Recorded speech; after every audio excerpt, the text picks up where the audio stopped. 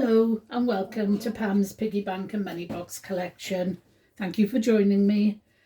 Today I will introduce you to two single colour money boxes, although one of them has got a bit of shading on his head, but basically they're single colour. And the reason I put them together is because they've both been in very dark and dismal places and have now joined us in the light of, well, it's not very light now because it's dark, but in the light of good days where they'll get some attention. So we'll start with this one because this one has come from the box of, well, one of the many boxes of money boxes upstairs in the attic. His name is Willy Worm. He's got the most bizarre little face and a great big bow tie with a shirt collar. And there's his little, I have no idea what they are with worms. Could be an antenna, could be anything. So anyway, there they are. There's his back with his lovely tail. And there's his slot. When I emptied him, he'd been put away with money in him, which is not a good thing to do because if they roll around inside, when the boxes get moved, they break. But he's survived it. But I've taken the stopper out and there it is, put back in. It's quite a solid stopper. There's a reason why I'm telling you about the money that was in him, and I'll come back to that in a minute. So there he is, Willy Worm. And this one, I have no idea what he is, but I've had him for years and years. He could be a dog. He could be a cat. He could be a bear with his tongue out. He has got very lifelike hands, but definitely paws for his feet. There's another hand there.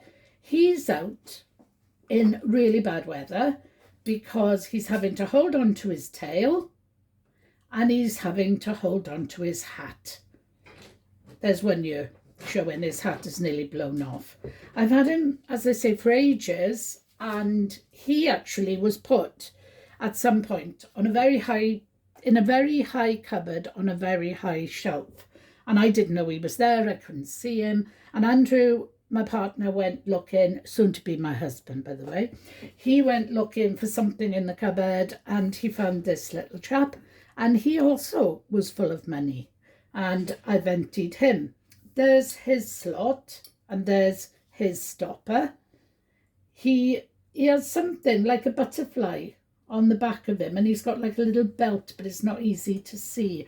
I wonder if he was meant to be painted or whether it was one of those that comes with paints in the box, but I never paint those because they never look as good as they should unless you're a proper artist. So